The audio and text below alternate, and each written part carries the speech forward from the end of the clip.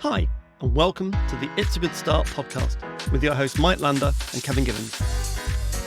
The aim of our show is to help scale-up entrepreneurs master the best of what other people have already figured out so that you can unlock your own potential. We started it because we've both been entrepreneurs for over 25 years and wanted to share our knowledge and our guest knowledge. We're all about actionable insights. We want to take away one or two things per episode that can help you move the ball forward in your business. We really hope you enjoy and keep coming back for more. Mark, thanks ever so much for joining us on the It's a Good Start podcast. Do you want to just tell people who you are and kind of what you do in your background? I'm happy to do that. Yeah, absolutely. So Mark Williams, commonly known as Mr. LinkedIn, and that's not an official brand. Else I get in all kinds of trouble with. But that's how I knew you. That's how I got to know you, Mr. LinkedIn. Correct. Yeah, it's weird. It's a Twitter name actually. Is it? Yeah, originally. Brilliant. Yeah, and it just kind of took off from there really, and people just started referring to me. I did actually once get contacted by LinkedIn's legal team. Oh, did you? Yeah. God. It's a long time ago now, but yeah, this Mr. LinkedIn brand, blah blah blah, all this stuff, and I just wrote back and said, well, look, I don't actually call myself, you won't see me call myself Mr. LinkedIn. In those days that was true. I do it a bit more now. Yeah. It's just what other people refer to me, so I don't know what you want me to do really. Do you want me to tell them not to do that, or Exactly? And they went away. They went away, yeah. And they're much more easy about stuff like that. You see all kinds of Yes. people using the trademark in different ways now. And they seem to be more relaxed, rightly so as well. I mean, people just justifying their salary, I think, coming up with stuff like that. But anyway, so yeah, I've been doing this since 2008, believe it or not. Wow. Yeah, which is a ridiculously long time. And I think I kind of started on LinkedIn in about 2005, although if you went to my LinkedIn profile, it wouldn't say that. It actually says I started in 2007, but that's because my first account on LinkedIn, I completely cocked up, did all the wrong things, and with no real understanding of what I was doing, decided the best way to kind of correct all of that was just to disable that account and create Start again. Exactly. As you did in those days, You did. That's right. Yeah, that was kind of my so I did start using it around 2005 when I was running a recruitment business, and I had a lot of youngsters working for me, and some of them were using this thing called LinkedIn, and I was very skeptical. I was a bit like, you're never going to make money Exactly. sitting the computer sitting screen, online, get on the phone, looking at people's pictures. Get on the phone. Yeah, How many calls you made today? Yeah, exactly. No, that's exactly what I said. Should be 100. Yeah. The problem was the guy that was the main one driving it was a top performer, so I had to be a little bit careful about how I addressed the issue. And but funnily enough, he was using LinkedIn as I think a lot of people in all kinds of business, not just recruitment, do this. He was basically just building like a kind of structure of prospect companies, right? Just looking at who it's sort of from job titles, was kind of working out who everyone was. And he was like, this is amazing, boss. You should see this. I can actually, map out a whole company. Wow. And when you think about it, I mean, we can't take that stuff for granted now, but when you think about that was pretty remarkable. It was. Do that. Because it used to be, I worked in the recruitment industry as an advisor a lot and as a deliverer of services. And I remember people they'd walk into people's offices and they'd ask one of their contacts, have you got an org chart? And they'd walk around collecting org charts, and then they'd stick them together to work out where people fit. Yeah. That's how you used to do it. Yeah, no, absolutely. And I get that was quite exciting. But I was a bit different in that once I started to kind of, accept that this maybe would be a thing, I started to kind of relate it to my background and thinking about how it could be used in a different way. So rather than just a way of building a list of names, one of the first things I thought about was, as I started playing with it, I remember going to someone that, I'd known for years in business. I've been in recruitment for, many, many years at this point. I knew a lot of people. Yeah. And I went to their profile and I connected with them, and then they accepted that connection. And then I noticed that I could see who they were connected to. And that's when the penny dropped for me. Yeah. I can't begin to tell you how excited I was. because for years I'd been like, Who do you recruitment know? particularly. Yeah. Exactly. Yeah. Who do you know? And, and then, you go to a networking event and you'd be chatting to someone who you know quite well. And then someone else who you know quite well comes up and you think they're coming up to speak to you and they speak to the other person like they've known them forever. And you're like, Yeah. you two know each other? I had no idea about that. God, if only I'd known that, you could have introduced me years ago. I've only just known this person for the last year, but all that kind of stuff. And that was to me how business worked, still does, right? I don't think that's changed. And I couldn't believe that it was all there on the screen. I was like, wow, I can't believe this. I can see all these connections and how all this can fit together. And I can leverage that connection to get new connections and speak to those people and build relationships with them. And then they can this is amazing. And I was like a kid with a toy, I was like, this is just the best thing I've ever seen. Right. So that's how it all started for me with LinkedIn. That's I was going to ask you, how did you become a renowned LinkedIn expert? But you've just told the story. Apart from, you're in recruitment and it was going well, probably making good money. Recruitment, when it was in its growth phase, brilliant area to be in, still can be. And you got into like LinkedIn as a tool, but that's quite a big leap from going, it's a tool for a recruiter, I'm a recruitment leader, it's a good tool, to I'm all in on LinkedIn. And I'm going to stop being a recruiter and start being a consultant, advisor, expert. What happened?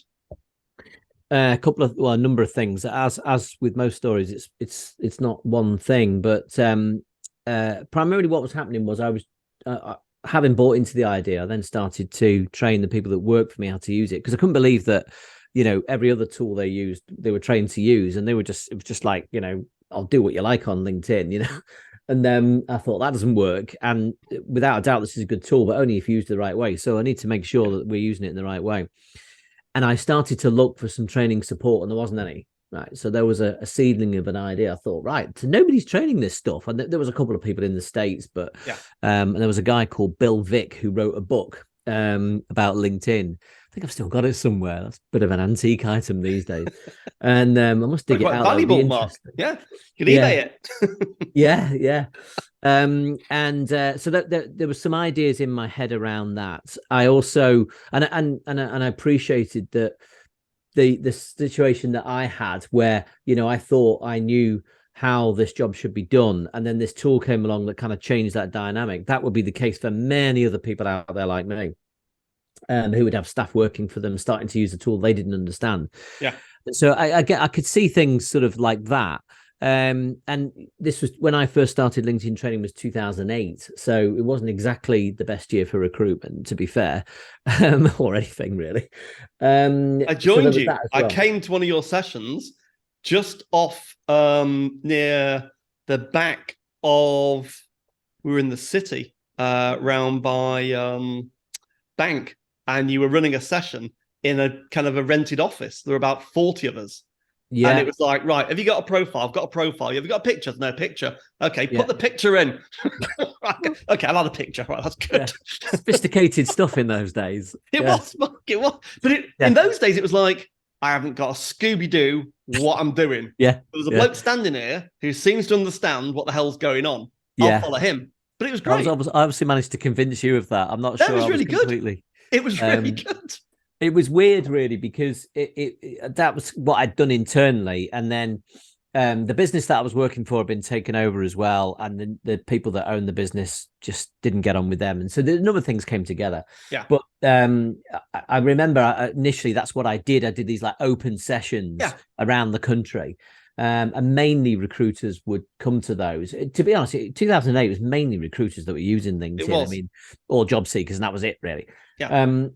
And started to deliver these sessions. And again, because I'd done that internally, I had the background and the knowledge of the kind of things that were important, also the kind of questions that you like to get. Yeah. But if I think about what I knew then to what I know now, I knew nothing really. But then, everybody else knew worse than that, less than that, Exactly. So I guess it seemed like a high level of expertise, but you were definitely a chapter ahead. I'd say you were a book ahead of everyone, really. Yeah, but it was still fairly basic. In the early days, I remember I actually wrote a blog post. I think it's like 10 ways to optimize your LinkedIn profile. And that was one of the most popular blog posts for about the next 3 or 4 years on our website, because it ranked, if it wasn't number one in Google, it was certainly top three for that phrase, how to optimize your profile. And it was pretty much common sense. It was like you're saying, have a photo, include your name. Like, maybe it's like a few keywords and stuff like that, but it really wasn't all that in-depth and detailed. But it's obviously come a long way since then. Well, indeed. But if you go back to those Mark, days... do you know, so Kevin's background, so Kevin, obviously, Kevin's the chief exec of a successful, very successful SEO agency. So he's all in on SEO. So this is quite an interesting crossover, which I'd like you two to talk about around LinkedIn and SEO, and what should you do for, maximizing the searchability. And I know nothing about it, but I'm sure you two do. Sort of. I think the well, we can come on to that, but I think going back to those early days, and where we were going with that in terms of how people were using LinkedIn, there wasn't anything sophisticated at all. It was largely just people making a profile that could be found in search. So optimization was an early interest, as people started to realize that if they wanted recruiters to find them, they needed to put the right keywords in their profile. Right. And that always attracted a lot of attention, but it's largely because LinkedIn was really all about recruitment. Yeah. And it used to drive me nuts, because to me, as a recruiter, LinkedIn was all about business development. That's the way I saw it. As I say, that was my whole concept, the whole thing that grabbed me about it. The fact you could find people for jobs was like, yeah, you can do that as well. But I used to battle in those sessions like the one you went to, where people would be turning up wanting to know how to find people, or, how do I do this, and Boolean searches and blah, blah, blah. That's all that stuff. And it wasn't really interesting to me. I mean, I was constantly trying to push people towards, this is a networking tool. This is a chance to meet people, build relationships with them online, win hearts and minds, but all they wanted to know about was, how do I optimize my profile? How do I find candidates? As a recruiter, how do I find people in sophisticated ways, Yeah. And then they brought out LinkedIn Recruiter as a tool. I'm trying to remember the timing of that, but it would have been fairly early on in that LinkedIn. I mean, LinkedIn themselves have been a subscription-based model from the early days, really. They're very unusual as a social network in terms of their monetization. Virtually every social network social media network or site out there has always monetized through advertising. Yeah. Pretty much. I mean, Facebook is just an advertising company, really, isn't it? Yeah. And LinkedIn were never like that. They never set out that way to start with, and still aren't today. I mean, obviously, ads are very important to them now. Yeah. But the difference is that they're a subscription-based model. And so Recruiter was really early. They were Reid Hoffman, the founder of LinkedIn, or co-founder, because nobody's ever a founder, are they? He that was his idea. That was kind of where he was coming from with that. He could see the opportunity to build that chance for people to be able to recruit and not use recruitment companies. That was his whole kind of gambit. Okay. That's what the business model was all about. Interesting. Kevin, you've been writing thoughts down. I've got loads of notes about how to make the best of your LinkedIn, or like just questions around that. But yeah, it would be interesting to dig into that. I was also going to mention, I know someone that in the early stages had a chance to actually buy LinkedIn on the M&A side. And I think the interesting thing is that you mentioned Reid Hoffman. Looking back, one thing that he said that kind of stuck with me was, if they had bought LinkedIn, it was like very early days, and it wouldn't have become LinkedIn, because what LinkedIn did in terms of their innovation and the way that they looked at things and they evolved. And like you said, they didn't crack how to monetize it. They didn't crack the network effect. And I remember the early days, it didn't have that social media stickiness of the feed, and it was just, here's your CV online, and it's just then it's almost like, what was it called, the Friends Reunited. It's almost like that for CVs, like the very early days, where it's like, okay, I'm connected with these people again now. so what? Yeah. And then Yeah. they obviously developed and evolved into, there is that stickiness now that you have to log in every day or multiple times a day or whatever and just see what's going on. And it's a combination of the feed, the messages. And I think that's, for me, it's almost maybe starting with what's the biggest thing you can do, because there's so many things. So my notes of what you could do is there's certain things about how many connections should you have. I heard different schools of thoughts around you should connect with everyone that's related to what you do, through to you should only connect with the people that you've met face to face, so that you have a small group of people that you really engage with, as opposed to a big network. And I get both sides of that. I'm probably somewhere in the middle myself. But I think there's loads of things you can do. It's where to start, I guess. In terms of how you help people. The network thing's changed over time as well. If you go right back to those early days, it was the right advice to build the largest network you possibly could, because there weren't that many people on LinkedIn. So in order to get visibility of people, you just needed to connect as much as you could, really. And that's where, do you remember Lions? Do you remember? I do. LinkedIn Open Networkers. That's right. Yeah. And that was a concept. It was a thing, wasn't it? Yeah. Yeah. Oh, yeah. There's a guy called Christian Mailed, who was a venture capitalist, I think, from New York. And he came up with this idea, and it kind of took off from there, and recruiters jumped all over it. And it was actually an effective thing to do for a while. But LinkedIn were dead against it. And you may recall LinkedIn used to talk always very strongly about only connect with people you know and trust. That's right. You know, that was their saying. And I think part of that was they were worried that people were building networks that would mean they wouldn't need to buy a recruiter, right? Which is kind of the game that was going on, really. Because recruiter gives you visibility to everyone. Yes. But if people were connecting with lots of people, they were getting visibility to almost everyone anyway. So that was kind of what was going on in that little battle. But nowadays, it's very different, because we now have followers and connections. And that dynamic... Just explain to people, Mark, you might not know. What's the difference, and why is it important? So if you connect to someone, they automatically become a follower. All right. So everyone you connected to is a follower. Followers have the possibility to see your content. Okay. Doesn't mean they will, but they have the possibility of seeing your content in their feed. Now, obviously, that includes connections, but the difference with a connection is that with a connection, you can interact with them through direct messaging without having to have a premium account send something called an in-mail. But also, you get access to their network. So their network enhances the visibility of your network and vice versa. And so you see the people that they're connected to. And the thing that I was talking about before, really, you get that visibility, if you like. And what it comes down to these days, though, is that if you build too large a network, what happens is you are following too many people, because that following process is two-way. So if I connect to you, you become my follower and I become your follower. Well, the problem with that is that every time I connect to people, I'm building a higher and higher following. Great. But I'm also following more people. Not great. Because the problem with that is that my feed becomes a complete mess. Right. Now, I can unfollow people having connected to them. I'd never thought of that. Yeah. So what you're doing is you're confusing the algorithm. You're saying, instead of pick out of 100 people stuff that's going to go in my feed, pick out of, a million people.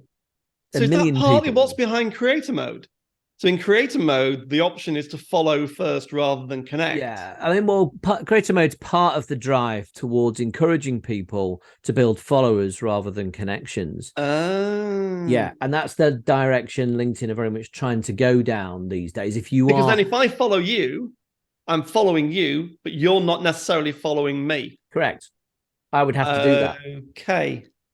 Yeah, I hadn't thought of that. I would have to specify that I want to follow you.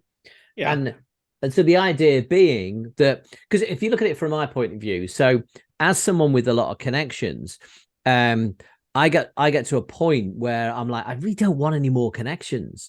And actually, every year I do a cull and I don't do it now because with the follower thing, I don't need to. But I used to kind of get to a point where I really need to drop these connection numbers. There's just too many. Right. And all the time I was getting people inviting me to connect and saying things like, if they did personalize the invite, they'd say things like, I'm really interested in seeing more of your content. Let's connect. And I'm like, you don't just follow. But it's like, it was difficult because what am I supposed to do? Right back to them and say, thanks for your invite. You don't need to connect to me. Just follow me. But it's almost like you're rejecting them then. So it was difficult, but I don't really want to connect to you. So what I was doing was I was connecting and then unfollowing, right? Which is just that's just extra work that I didn't need to do. So now what happens on creator mode, and this is one key difference with creator mode, is that when someone invites you to connect, at the point they invite you, they become a follower. That makes sense. If you subsequently don't accept it, they're still a follower. So what it says on the invite, if you notice, the wording's changed. It says, Joe Blogs follows you and wants to connect. I remember seeing that now a lot.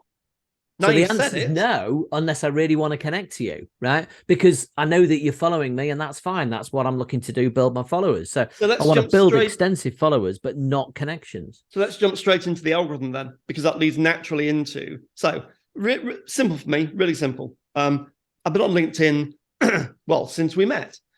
So 14 years, yeah? And I've got, I don't know, 7,500 connections, yeah? And umpteen followers, I don't know, I'd have to look. But the reach of my posts, and I've tried all sorts of different things, and it could be the post marker a bit subpar. It's very possible, yeah? But I rarely get above about, I don't know, 1,500 kind of views of a post. It's very, very rare. Might get 3,000 on the occasional one.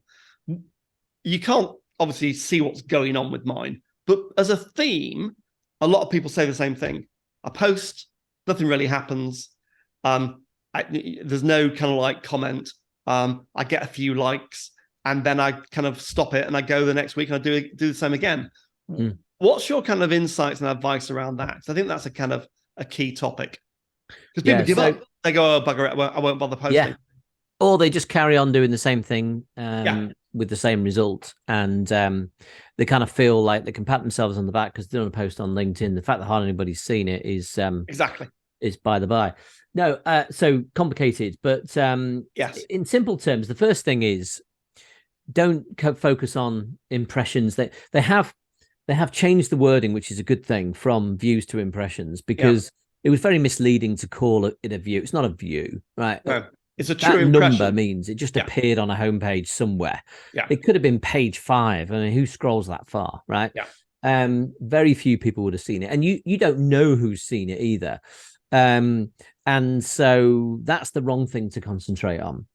The distribution mechanism for content on LinkedIn is primarily, more than anything else, comments. So the right KPI on content is engagement, and specifically comments, ideally. You need quite a lot of likes in order to get anywhere with a post. You don't need comments massively trump likes. Yeah, about 4 times better. Okay. Roughly, we think. I mean, all of this, by the way, is based on testing amongst many different people across the world who do kind of similar things to me. Yep. And gut feel from what you do. But LinkedIn are never, or very rarely, open about this stuff, right? Yep. So, bear that in mind. But we reckon about 4 times as powerful. And so so the thing I always say to people is, look, if your posts are disappointing, it's probably because what you're doing is you're putting out what you want to put out because you think it would be of interest. But it's not about whether it's of interest, right? It obviously needs to be interesting, but it most importantly needs to be engaging. More than anything, what you're trying to do is start a conversation. If you start a conversation, then people will comment. If they comment, it carries to their network in a far greater way than anything else that can happen to that post. So there's lots of things that affect the algorithm. There's lots of variables in all of this.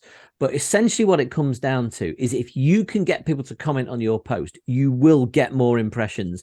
And inevitably what we're trying to do is be more visible, right? To the right audience for sure. But again, if your followers engage with your content, they carry it to their followers. And if you are producing content that is relevant to the people that you want to reach, then the chances are that your followers are going to be relevant and the people that follow them are going to be relevant as well. So you are carrying your content into the right type of audience. So posting the right type of topics is obviously important, but also do it in an engaging way that makes people want to comment, and then you're going to get more visibility as a result. Give an example, just for Kevin, you've got something in your mind, which would be great to to get your view on in a second. But just, Mark, for a second, what does an engaging post as a theme look like? Just bring that to life a little bit. Yeah. I mean, there's lots of different examples, and there's all kinds of different ways of posting. Okay, but first of all, it's relatable. So when I see it, I can kind of go, yeah, I can relate to that. Now that doesn't necessarily mean I'm going to comment, okay, but it does engage me and get me thinking, right? The second to that, it needs to be something that's going to stir me enough emotionally for me to want to make the effort to actually type something, right? And that's challenging, because one of the things about LinkedIn is that I mean, in all social media, we've got this challenge of, you know, people are time short and low attention spans and all the rest of it. But on LinkedIn, people are hypersensitive to this because largely they're at work. Yeah. They've got lots of other demands on their time, and you've got to really grab their attention. Right? So something at the start of the post needs to grab their attention. It's got to be relatable, so they go, yeah, no, I can relate to that, absolutely. And it's got to make them think, right, I need to comment. Well, what would make you want to comment? Well, it might be that you ask a question that can be good, but if you overdo that, it can become a bit boring. So another way is you've got to stir some kind of emotion. You've got to make them think, absolutely not, I totally disagree, or I'm with you completely, and here I'm going to add some more value to that discussion. So it's the opposite of vanilla. It's got to be something that really, right, okay, I've got to say something now. Yeah. So that's actually being controversial but professional. Yeah. Without being daft. Yeah. Polarization can actually help. Yeah. And also the other angle to put on that is to be a real authentic individual. Authenticity is a very overused word, I know, but what I'm trying to get across here is, if you just come across as corporate or a brand as opposed to a person, then people won't engage with you, right? There'll be much less. That's why one of the reasons why company page posts do so poorly is it's just nothing. I need to get you, and I need to feel like I'm responding to you, you know? So yeah, controversy can be good, but obviously you got to be careful with that. Yes, exactly. And posts that do very, you know, on my podcast, I have a feature called Post of the Week. And if you look at the kind of posts that do well, they pretty much, and these are ones that go viral largely, but they pretty much always are either controversial or very opinionated in some way. You know, something really gets people going.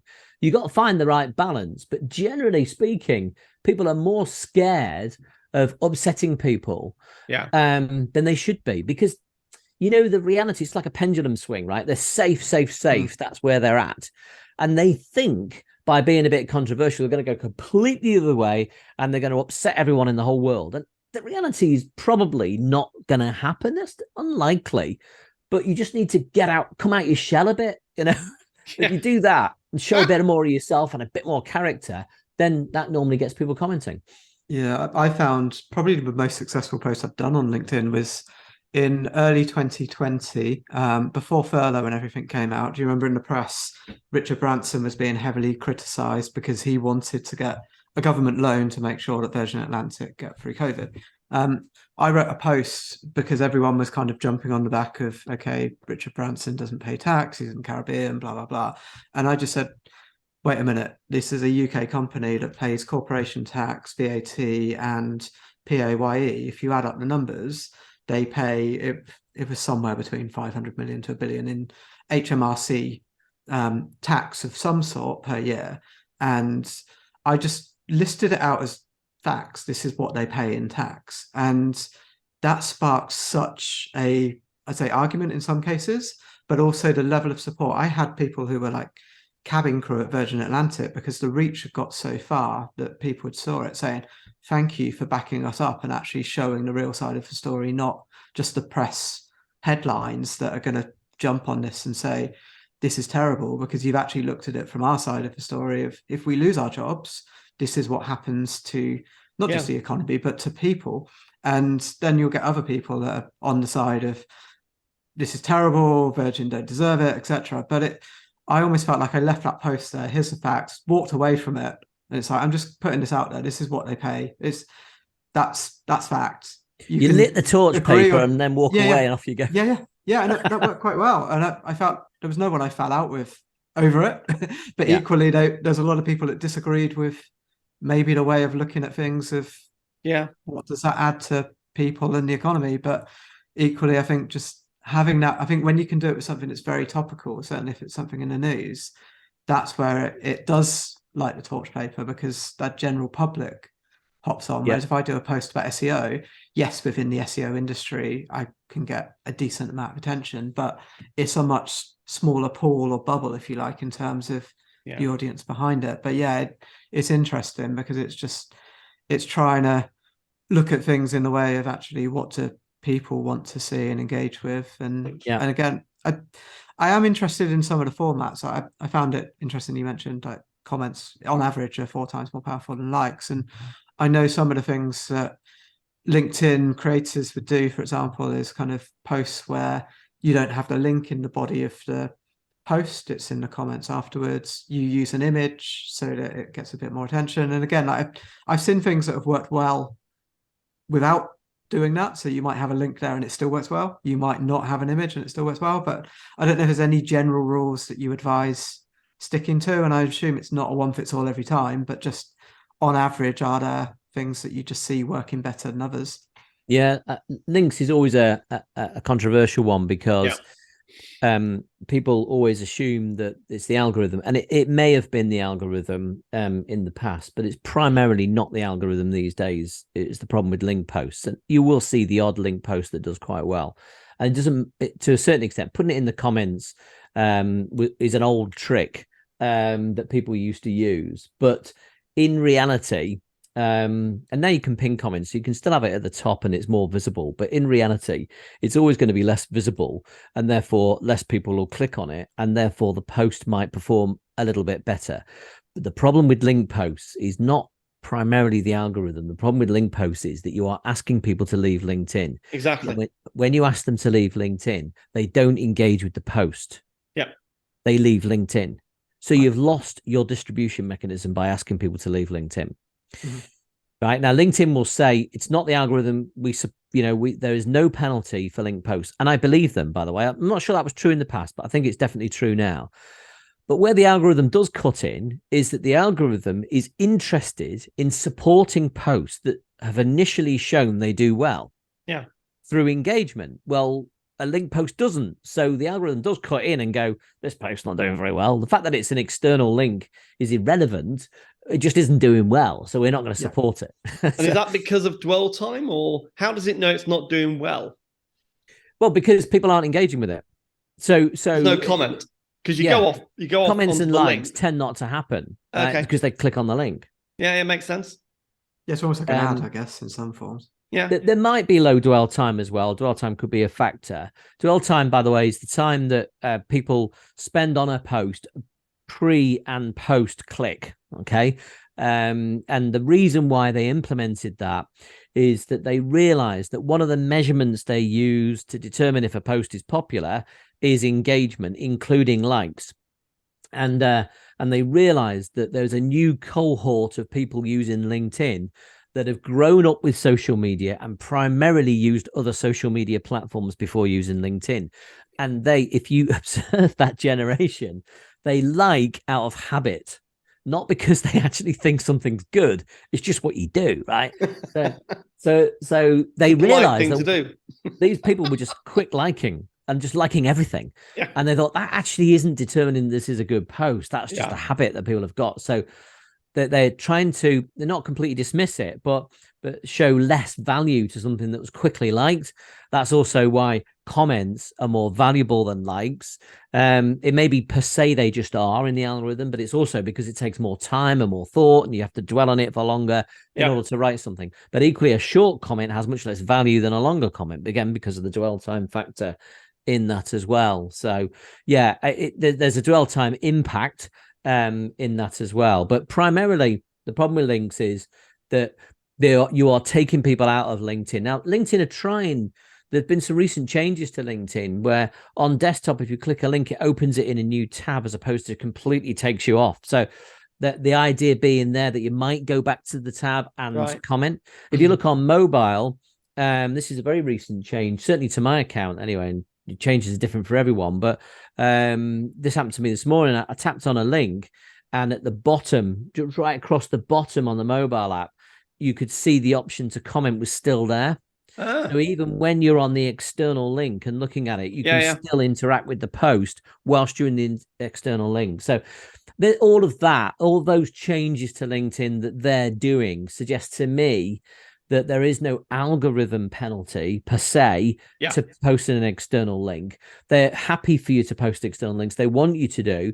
They're trying to make ways of them improving the performance of those posts by allowing you to engage more. But as yet, those things haven't made a huge difference. So the advice for now is probably to try and avoid external links where you can, because they tend not to help you post.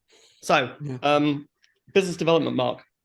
So a lot of SMEs, more than SMEs, I mean, big companies, are trying to use LinkedIn for business development, but there's no real plan. There's no real strategy. They just think, well, I'll get all my employees to post things, and we'll get each other to comment, and we'll post stuff that informs or educates our audience.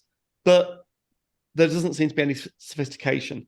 What do you recommend is someone genuinely, if a team of 10 salespeople inside an SME are trying to use LinkedIn for biz dev in a kind of ethical, professional way, what would you recommend is a decent kind of like approach? So the first thing I would do is each of those 10 people, I would be saying to them, who are you? What's your character? What's your personal brand? Who are you going to be in your marketplace? And now let's build that and reflect that on LinkedIn, both in your profile and in what you do. So it's not about the brand and the company. It's about the individuals establishing their reputation and their personal brand in their specific marketplaces. Now, it might be that each of those 10 people specialize in different areas. There may be niches and they can break it down in 10 ways. Great if they can. But if not, it's still okay. But each person brings to the table, the LinkedIn table, something different, their character, their personality, who they are. And this is the big mistake that most organizations make. They think about, this is all about us as a company. This is about what we're doing. And you, our employees who are outward facing, carry that to your community, right? So we want you to carry our message. No, what we want is your message representing this organization for sure, but your message, your character, your brand, and you are using that as a way to further your career, which helps us as an organization succeed. That's the kind of mindset and mentality that you got to bring to LinkedIn for it to work. If you take a corporate mentality, a marketing mentality, pushing water uphill, really difficult. That's a great point. That again, and succinct. So actually, personal brand and character is far more important than corporate brand and just posting, we've done 50 videos, could you post one a week? Yeah. 100%. I think the authenticity is important as well, because I know I had a phase where I was just like, everything I see on LinkedIn feels like it's been written for LinkedIn, and it's almost like overboard. And my reaction to that was, I just don't want to be that person. But there's someone that I was speaking to, and what they were saying is, how do you basically amplify what you're doing within your values? And if it's something that you're being authentic about, then you shouldn't worry so much about kind of like, maybe there's a certain extent of playing the game, but you've got to be yourself. It can't just be, I'm just writing content because the algorithm will like it, because then that's not you. There's a balance between, it has to be you, you've got to be adding value, but equally you probably should be aware of what's going to work, because otherwise it's just going to fall flat. You might as well write it in a notepad if no one's going to see it.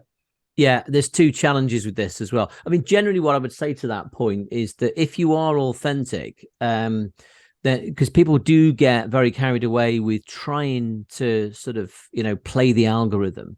And And sometimes that, because it changes all the time and there's a lot to it. And sometimes that just over confuses people. And often the best advice is, look, be yourself. Yeah. Be mindful of some of these things. But if you just concentrate on that, you probably will actually get further and than trying to game the algorithm all the time.